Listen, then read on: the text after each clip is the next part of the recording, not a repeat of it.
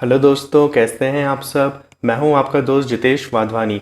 और दोस्तों, इस वीडियो में हम बात करने वाले हैं मेरा विपासना मेडिटेशन का एक्सपीरियंस। तो यार, मैं 2015 में गया था वहाँ पर, ठीक है। तो उस समय मैं इतना यूट्यूब पे एक्टिव नहीं था, इसलिए मैंने इस पर वीडियो नहीं बनाया है। लेकिन वहाँ पे 10 दिन में मेरे साथ जो कुछ भी हुआ, मेरी सारी की सारी मेमोरीज अभी तक मेरे पास हैं, ठीक है। तो यार, मैं उनको तुम्हारे साथ शेयर कर रहा हूँ, है ना। तो देखो, सबसे पहले तो मैं बता देता हूँ कि मेडिटेशन क्या होता है। तो यार देखो, मेडिटेशन केवल अपना इतना सा रहता है, अवेयरनेस क्रिएट करना। जो भी हम काम कर रहे हैं, अगर हम उस काम के प्रति अवेयर हैं तो वही हो जाएगा हमारा मेडिटेशन करना। तो ये दो तरीके का होता है मेडिटेशन, एक होता है एक्टिव मेडिटेशन और एक होता है पैसिव मेडिटेशन। तो एक्टिव मेडिटेशन तुम्हारा क्या रहता है। एक्टिव मेडिटेशन में तुम जो भी काम कर रहे हो ना, मान लो तुम कुछ काम कर रहे हो, खाना खा रहे हो, ठीक है, नहा रहे हो, कहीं जा रहे हो, किसी से बात कर रहे हो, तो उस सारे काम को करते करते तुम अपने अवेयरनेस में रहो कि तुम क्या कर रहे हो, तुम्हें ये पता होना चाहिए। ये होता है तुम्हारा एक्टिव मेडिटेशन, ठीक है। अब बात कर लेते हैं पैसिव मेडिटेशन की। पैसिव मेडिटेशन क्या रहता है कि आप नॉर्मली बैठ जाओ और आप अपनी ब्रेथ पर फोकस करो, या फिर आप किसी साउंड पर फोकस करो। तो इसलिए इस पैसिव मेडिटेशन के अलग अलग टाइप्स होते हैं, ठीक है ना। इसके अलग अलग टाइप्स होते हैं। जैसे कि तुम्हारा हो गया ट्रांसीडेंटल मेडिटेशन, जिसमें तुम मंत्रा पे फोकस करते हो। और तुम्हारा हो गया साउंड मेडिटेशन, जिसमें एक एक्सटर्नल साउंड रहती है, तुम उस पर फोकस करते हो। फिर हो गया तुम्हारा ब्रह्म कुमारीज मेडिटेशन, जो विजुअलाइजेशन वाला रहता है, ठीक है। और ये तुम्हारा रहता है विपासना मेडिटेशन। तो कोई भी तुम मेडिटेशन करो, उसका मकसद केवल एक ही रहता है कि तुम होश में रहो, जो तुम कर रहे हो उसके लिए तुम अवेयर रहो, ठीक है। तो यार, अब बात कर लेते हैं अपन विपासना मेडिटेशन की। तो बेसिकली विपासना क्या है, ठीक है। तो विपासना एक टेक्निक है जो गौतम बुद्धा जिस तरीके से अवेकंड हुए थे, तो उन्होंने इसी टेक्निक के थ्रू अवेकंड हुए थे, ठीक है। तो ये टेक्निक उन्होंने स्प्रेड की थी और ये आज सब लोगों पर डिलीवर हो रही है, ठीक है। तो देखो, अगर तुम चाहते हो विपासना मेडिटेशन के अंदर जाना, तो तुम्हें सबसे पहले एक फॉर्म रहता है, वो उनकी तुम्हें वेबसाइट पे मिल जाएगा। उस वेबसाइट को तुम खोल लो, उस फॉर्म को भर लो, ठीक है। तो उसमें उनके अलग अलग सेशंस चलते हैं, 7 दिन का, 10 दिन का, 1 महीने का, 2 महीने का। और ये तुम्हें बता दूं, ये सब कुछ तुम्हारे लिए फ्री ऑफ कॉस्ट रहता है ना।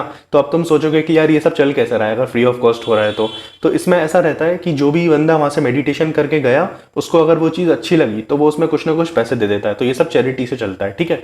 तो देखो, उस फॉर्म को जब तुम भरोगे तो उसमें तुम्हें कुछ बेसिक गाइडलाइंस मिलेंगी, है ना। तो मेरा वहाँ पे 10 दिन का भरा था मैंने, 10 दिन के लिए मैं वहाँ पे गया था। तो देखो, तुम्हें गाइडलाइंस बता देता हूँ कुछ। वहाँ पे तुम्हें अपना मोबाइल फ़ोन, अपने इलेक्ट्रॉनिक डिवाइसेस, लैपटॉप वगैरह ये कुछ नहीं ले जाना है, ठीक है। वो सब तुम्हारा बाहर जमा हो जाएगा अगर तुम लेके जा रहे हो तो। उसके बाद तुम्हें इस चीज़ का ध्यान रखना है कि वहाँ पर जाकर तुम किसी से बात नहीं कर सकते। 10 days ऑफ कंप्लीट साइलेंस, ठीक है। तुम्हें 10 दिन तक पूरी तरीके से साइलेंट रहना है ना। मैंने किया है इसलिए मैं तुम्हें बता पा रहा हूँ। तो तुम्हें बिल्कुल साइलेंट रहना है। इसके अलावा तुम अगर पहले से कुछ और मेडिटेशन कर रहे हो, दूसरी वाली है योगा कर रहे हो, तो वो सब तुम्हें नहीं करना है उन 10 दिन के लिए। उसके बाद तुम अपने मर्जी के मालिक हो, ठीक है। तो ये कुछ बेसिक गाइडलाइंस रहती हैं, इसको तुम एक्सेप्ट करते हो तभी जाकर के वो तुम्हारे फॉर्म को आगे फॉरवर्ड करते हैं, है ना। और फिर तुम वहां पर जाते हो, ठीक है। अब बात करते हैं कि भाई, वहां पर जब मैं गया तो मेरे 10 दिन किस तरीके से बीते। तो देखो, इन 10 दिनों को 2 पार्ट में डिवाइड कर लेते हैं ना, 2 पार्ट में डिवाइड कर लेते हैं। शुरू के 3 दिन और उसके बाद के 7 दिन। तो शुरू के 3 दिनों में क्या होता है तुम्हारे साथ, तुम्हें बेसिकली मिनी आनापाना सिखाया जाता है ना। अब देखो, मिनी आनापाना क्या रहता है। मिनी आनापाना तुम्हारा रहता है नॉर्मल मेडिटेशन, उसमें तुम अपनी ब्रेथ पे फोकस करते हो।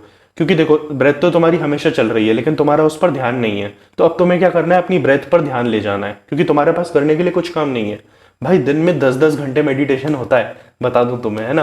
वहाँ पे क्या बड़ा सा हॉल बना हुआ रहता है, जिसमें 2 पार्ट्स रहते हैं। यहाँ पे जेंट्स बैठते हैं, यहाँ पे लेडीज बैठती है, ठीक है। एक अलग से तुम्हें गद्दे टाइप का मिल जाएगा, उस पर तुम बैठ के मेडिटेशन करोगे। तो पूरे दिन तुम्हारा स्लॉट्स में डिवाइडेड रहता है। तुम 4:30 बजे के आसपास उठते हो और वहां से लेकर के तुम 9 बजे के तक लगातार तुम्हारा मेडिटेशन चलता रहता है। बीच में लंच ब्रेक मिलेगा, थोड़ा बहुत चाय कॉफी का ब्रेक मिल जाएगा, इस तरीके से ब्रेक रहेंगे तुम्हारे, ठीक है। तो देखो, मिनी आनापाना मेडिटेशन में तुम्हें क्या करना है, अपनी सांस पर फोकस करना है। जो तुम्हारी सांस आ रही है, जा रही है, तुम बस उसके लिए अवेयर हो जाओ कि हाँ भैया सांस आई, हाँ भैया सांस गई, ठीक है। फिर तुम थोड़ा और सांस को जानो कि सांस तुम्हारी किस नाक से चल रही है ना। क्या तुम्हारी राइट नोज से आ रही है, लेफ्ट नोज से आ रही है, दोनों से आ रही है, और जा कहाँ से रही है, ठीक है। फिर तुम और डिटेल में जाओ तो तुम्हारा माइंड क्या हो रहा है, धीरे धीरे धीरे धीरे फोकस स्पेसिफिक होता जा रहा है ना। फिर जब तुम्हारी सांस आ रही है तो कहाँ पे टच कर रही है, यहाँ पे टच करती है, अंदर टच करती है, वो तुम्हें फील होगा। जैसे जैसे तुम 1 दिन 2 दिन 10-10 घंटे करोगे, तो तुम अपने आप सांस को बहुत अच्छे से समझने लग जाओगे, ठीक है। फिर ये हो गया तुम्हारा 3 दिन। तो इन 3 दिन में तुमने क्या किया, अपने फोकस को डेवलप किया। अब तुम्हारा फोकस बहुत ज्यादा स्ट्रांग हो चुका है, अब तुम कहीं भी अपना ध्यान लगा सकते हो। अब उसके बाद बाकी के 7 दिन, यहाँ चालू होती है तुम्हारी असली विपासना, ठीक है। अब असली विपासना में तुम्हें क्या करना रहता है, तुम्हें अपने ध्यान को पूरी की पूरी बॉडी पे लगाना रहता है। सर से लेकर पांव तक एक एक पार्ट पर तुम अपने ध्यान को ले जाते हो, ठीक है। जैसे ही तुम अपने ध्यान को वहां ले जाते हो, तुम्हें वहां कुछ ना कुछ सेंसेशंस चल रही होती हैं, वो तुम्हें दिखती हैं। देखो यार, सेंसेशंस तो हमारी बॉडी में हमेशा चल रही है, ठीक है, बस हम उस पर ध्यान नहीं देते हैं। तुम किसी ठंडी चीज को लगाते हो, हाथ हटा देते हो, गर्म चीज को लगाते हो, हाथ जल गया, हाथ जल गया, ऐसा करते हो। तो ये सब क्या है? सेंसेशंस हो रहे हैं ना तुम्हें। तुम्हें गर्मी लगती है, तुम फैन चलाते हो, तो बॉडी में सेंसेशंस हमेशा हो रहे हैं, बट अपना ध्यान उस पर नहीं रहता है। तो विपासना मेडिटेशन में हमें उस पर ध्यान देना है, अपनी पूरी की पूरी बॉडी पे अपना ध्यान ले जाना है, और जो जो सेंसेशंस चल रही है उन सबको समझना है, ठीक है। तो ये 2 स्टेप प्रोसेस रहता है तुम्हारा। सबसे पहली चीज तो तुम्हें उस बॉडी के पार्ट पर जाना है और देखना है कि क्या सेंसेशन हो रही है, पहली चीज। दूसरी चीज, वो जो सेंसेशंस हो रही है, ठीक है, उससे ना तो तुम्हें राग करना है, ना तुम्हें द्वेष करना है ना। 2 टाइप की सेंसेशंस होगी, या तो अच्छी या तो बुरी।